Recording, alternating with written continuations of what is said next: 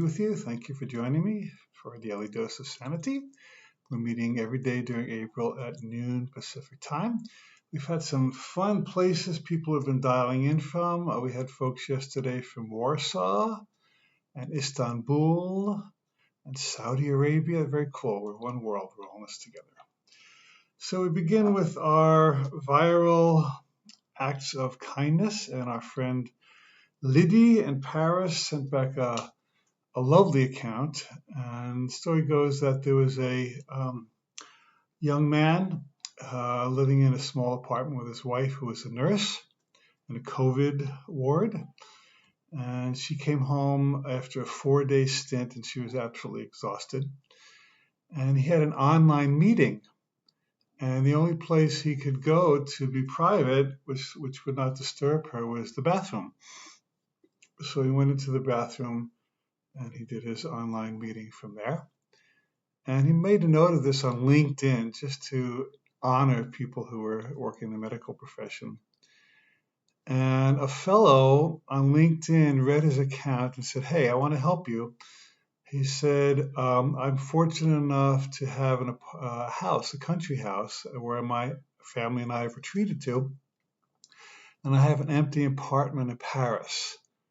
So if you'd like to use my apartment to do your business in the online meetings, feel free. It's all yours." How cool is that? He said, "Now I want to support your family, and I would be honored to welcome you and your wife for free so that she can rest peacefully during this challenging time and you can work in good conditions." And so lots of people in Paris and other places are offering their homes to help people who need them. How cool is that? So many opportunities for healing. So a lot of us are wondering when we're going to be able to get back to our regular lives. It'll never be regular again, but we're looking for similarities. And we're waiting and praying and hoping it'll happen soon. And being cooped up with our families in the chamber of awakening, we might be getting a little worried or antsy. But let's look at this from a higher perspective. There is a divine principle called divine timing, which means that there is a right sequence of events and they all unfold in the perfect way and timing. And very often, if I've been worried about getting to a place on time or something being overdue, I'll just affirm God's timing is perfect. God's timing is perfect. God's timing is perfect. And when you recognize that you're in God's timing, not fear's timing, everything starts to line up. I heard about a woman who was late to her appointment to her therapist, and she was driving along a small road, and she was very worried about being late, and there was a slow-moving car in front of her, and she just waited and waited and waited to pass her, but she couldn't do it. Finally, she got an opening, and as she passed, she looked over and she saw that the person in the car was her therapist. So even if she got there at an earlier time, the therapist wouldn't have been there. So there was some kind of convergence that was happening. And I want to suggest that even with this whole COVID crisis and the economy, there are forces afoot that we are not aware of that might be guiding us to higher ground, which feels really good to me. You know, when you pick a fruit, there's a ripe window of opportunity for it to be in season. So if you pick a fruit too early, it can be poisonous. And if you to eat it, and then if you wait too long, of course, it's not edible. But there is this flow of divine rightness of how things unfold. Now, I tend to be impatient. I'm not the most patient guy on the planet. I do not like to wait in lines, but I have to sometimes. And I've been working with my patience over a long time. And there was a line in A Course in Miracles that really helped me a lot. It said, "Only infinite patience begets immediate results." What does that mean? Infinite patience begets immediate results, which means that if you're hung up on when are we going to get there, you're out of the moment. You're missing what's happening here. And when you can drop into, okay, everything is unfolding in divine order, then you're here. And when you become infinitely patient, when you just trust that everything will happen when it needs to happen, then you're here and you get an immediate result. You get immediate peace, which is the only result that really counts. So the question, are we there yet, or when are we going to get there, denies what's happening here. And when I have to stand in line at the bank or the post office, what I've been doing now is finding ways to enjoy my moments there. So talk to somebody, do a meditation, pray for somebody, visualize something, think something nice. And so usually there's somebody interesting to talk to. And so what I want to do is make use of that time instead of waiting for the next thing to happen. Now, the ego is very, very tricky. The ego creates this gap that says things are not okay now, but one day when this happens, then they'll be okay. When I meet my soulmate, when I lose 10 pounds, when the COVID crisis is over, on and on and on.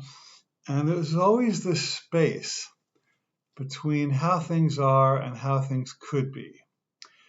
And that is the space of emptiness. That it's not a spiritual space, it's a space of anxiety. Because what it's doing is it's defining now as not enough. And you're making up this story about when things will finally be enough. And if you notice how the ego works, it's never enough. Because you get the partner and then you're just waiting to divorce them. Or you get the job, you don't like it. You're waiting to get the next job.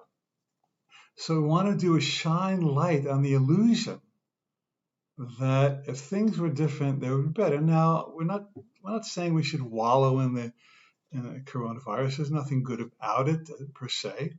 But as long as it happens to be happening, there's something else we're supposed to be doing that is valuable, and it'll actually guide us more smoothly to healing. There's a timing to everything. Many years ago, I wrote a book, and I self-published that one. And I gave it to the publisher, to the printer, and they were supposed to have it done on a certain date. And they didn't.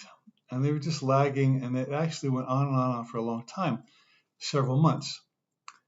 And what happened was, during those several months, I got some fabulous ideas to add to the book that made it a much better book. And if the book had gone out on the original due date, it wouldn't have been baked on both sides, so to speak. But that extra time gave me a chance to make the book better. So there was perfect timing that it wasn't available on the due date. Now, I had another experience where Dee and I were planning to buy some property on the Big Island. And we looked at one property that we liked pretty much. It was some acreage on a hill. It had no house, but we liked it. And we were all set to make a deal. And I was about to fly over to sign the contract. And that very day, I received a notice from my mortgage company for my older house that my 10-year introductory period on the mortgage where I'd be paying interest only had ended. And now I'd be paying principal and interest, which pretty much tripled the mortgage payment. I thought, whoa. And I realized that we were not in a position to purchase that new property at that moment with those resources. So we let it go. A few months later, we found another property down the hill that we really liked with a house on it, which was our true preference. And a friend of ours very kindly offered to loan us some money to purchase it, which we did, and we moved and we loved it.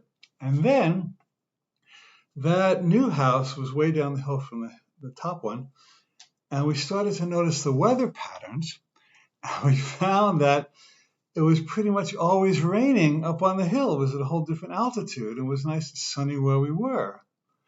And we realized that we probably wouldn't have been very happy up at that upper property, as well as having to build a house there. So the perfect day for me to get that mortgage notice was the one that it came. And while I was annoyed by it and frustrated when it came, there was a divine timing that was happening. That was, what was in the way was the way. And it was not a dead end, but it was an arrow redirecting us to a better opportunity. So what if, whether it takes another week or 2 or 4, whatever it is, before we can leave our homes, what if there's a purpose in that timing? What if there are lessons to be learned? What if there are opportunities to be seized? What if we look back on this time and say, wow, we're going to get busy again. I wish I had more time to be with my family. I wish I had more time to do yoga. I wish I had more time to be in nature.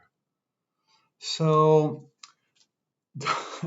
divine order is an absolute universal principle. Now, divine timing is a variation of divine order. Everything is in divine order. It's only the illusion of chaos that makes chaos seem real and powerful. But the universe works by very scientific principles. And we've heard the analogy that if you had never seen a Boeing 747 jumbo jet and somebody introduced you to a brand new one, and you notice the gleaming, streaming, beautiful lines of it, and the unbelievably complex technology that keeps it safe and on course, and the TV screens in the back of all the chairs, and the galley where food is cooked, and there's bathrooms where people can go to the bathroom where they're flying in the air at 500 miles an hour. And, it's probably the most complex, amazing invention in history. Would you assume that these pieces all just fell together from a junkyard at random? Or would you assume that there had to be some intelligence behind creating such a masterpiece? Well, only a fool would think this came together by accident. And when I look out my window, I see the mountains and the ocean and the clouds and the birds. There is a system that was invented by God. It's a beautiful system. It's a holy system. It's a reliable system. It's a trustworthy system. And we're a part of it. And relationships show up in the right time. They end in the right time and way. Jobs show up in the right time. They end in the right way. To everything, there is a season and a time to every purpose under heaven. Ecclesiastes. So there are no exceptions to divine order, and there are no exceptions to divine timing. And of course, the Miracles tells us there are no exceptions to love either. You might think that, well, somehow God is absent and love is not here during this crisis. No, it's not true. There's the appearance of chaos, the appearance of problem. On one level, it is a big problem. We need to deal with it. I'm not saying we shouldn't. But behind the appearance of evil or disease or bad news, there's always something lurking for our good. And if you could just relax. I heard about, David Hoffmeister is a lovely Course in Miracles teacher. He said once he was in Mexico and he was in a car and a woman was driving and they had to stop for a train passing the highway. And the train went on for a long time. And the lady was getting quite impatient who was driving him. And David said, just wait, just watch. And a few minutes later, this homeless person with a child came up to the car and asked for some help. And they gave this woman a donation. And David said that was the purpose of our waiting, for us to be able to connect with that person and support her. So you waited for 20 minutes, so what? You helped a human being. So you're home for a month, so what? Getting to pray and meditate and help and make donations and lend your apartment and do all kinds of nice things that you wouldn't have done if you were so busy. So divine timing is happening.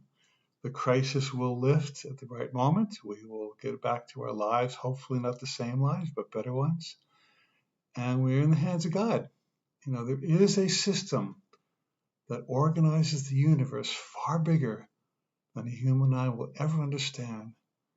And as we relax and trust and appreciate that system, it always works on our behalf.